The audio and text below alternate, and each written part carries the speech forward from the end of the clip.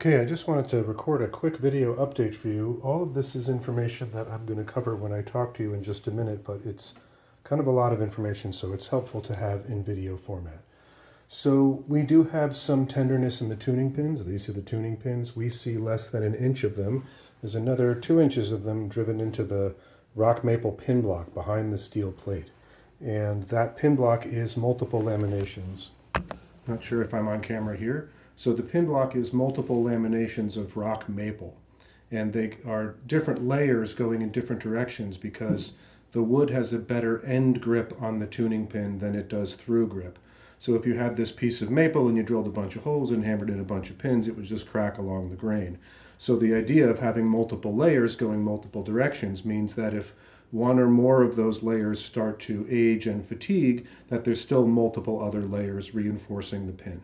So we are starting to have some tenderness in the tuning pins. I did not mark any of them. The first step in addressing this issue is to just put a mark of chalk on the pins that are tender so you have a visual reference. And then the solution is not expensive or time consuming. It's basically a super thin super glue. You put a couple drops where the pin meets the plate, capillary action draws it in.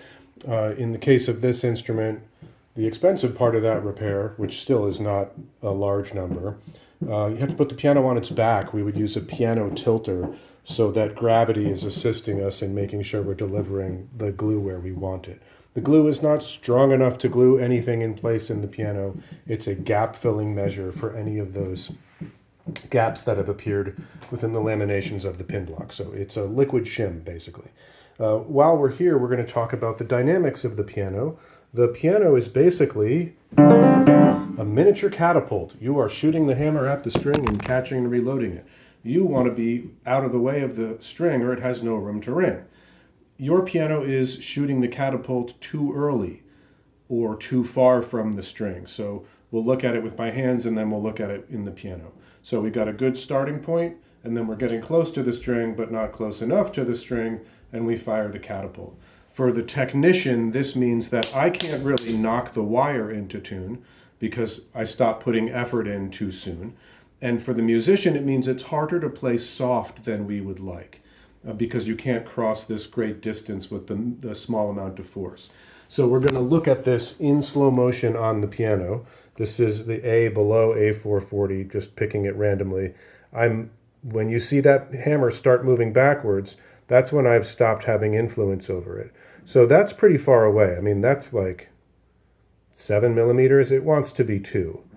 So, this piano is a little hard to control on the soft side. It's inconsistent, so some of them are closer than others. This is an adjustment that we could definitely make an improvement on.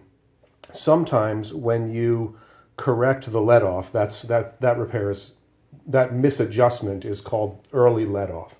And sometimes when you correct that early let off, you come across another symptom that was incorrectly addressed by changing the let off.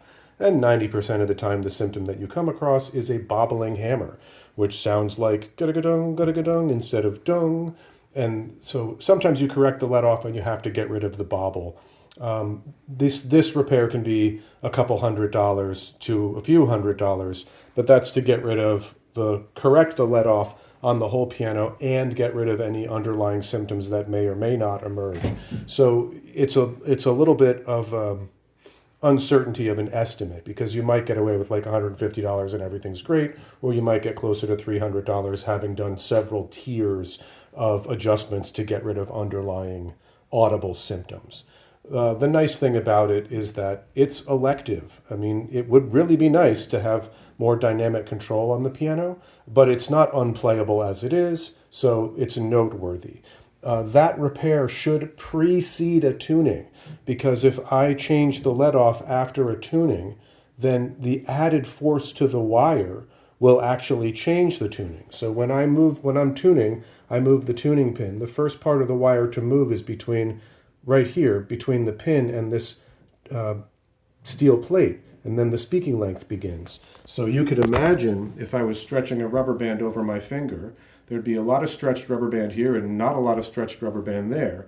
So the same thing's happening on the steel on the piano. And when I'm tuning it, I am knocking it into tune. I am applying maximum force to the speaking length to draw any latent motion out into where we can hear it. So the same thing can happen if we change the let off. Now there's more force being delivered to the wire, and any latent motion can work its way into the speaking length. So if we decide to correct the let off on the piano, it wants to precede a tuning by a week or so that the playing has a chance to equalize any tension on the wire. Your piano has 2/3 of a humidity control system. And I would advise that we use this system. This is called the damp chaser. That is spelled with 2 P's. If you want to look it up, it's damp chaser. The damp chaser, we have 2/3 of it. This is the brain of the unit, and this is the reservoir. And these pads, these are kind of crusty. We'd have to replace these, but that's not expensive. This system, when it's plugged in and properly installed, will keep your piano at 41% humidity year-round. And I would recommend that we use it for the following reason. Your Yamaha is likely a gray market piano, which sounds scary but isn't. When Yamaha started building, they had to compete with Steinway, which meant really high tension standards, really good geometry, really good weatherization. Nowadays, the piano industry competes with Yamaha or lesser pianos than Yamaha. Yamaha's an excellent instrument. So a gray market piano refers to a Yamaha that is sold outside of its ideal humidity climate. So I used to work at the authorized Yamaha retailer, and the authorized Yamaha retailer in Vermont is not allowed to sell you a piano in Florida, because my pianos in Vermont have been acclimatized in a kiln before they were even a piano.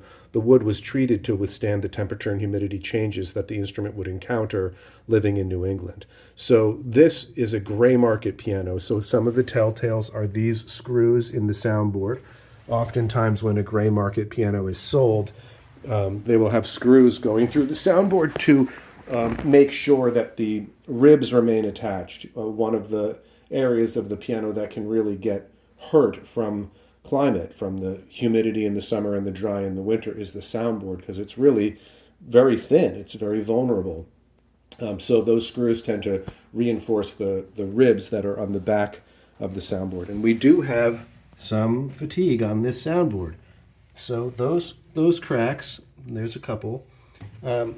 If they don't have an audible symptom, we're not going to do anything about them. The benefit of having your humidity control system up and running is that it will basically freeze time. So it will help that soundboard stay consistent, it will help your tunings stay longer, and it will even help your pin block, because in the upright system, everything's enclosed inside the cabinet.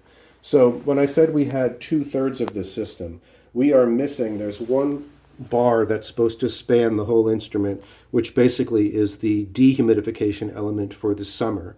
I probably have a used one at home. I would have to look. But we could get this system up and running and protect your instrument, which I would advise that we do. The downside of doing that is order of operations. The soundboard will change moisture content. This system will put it at 41% humidity and keep it there. It is not at 41% humidity right now.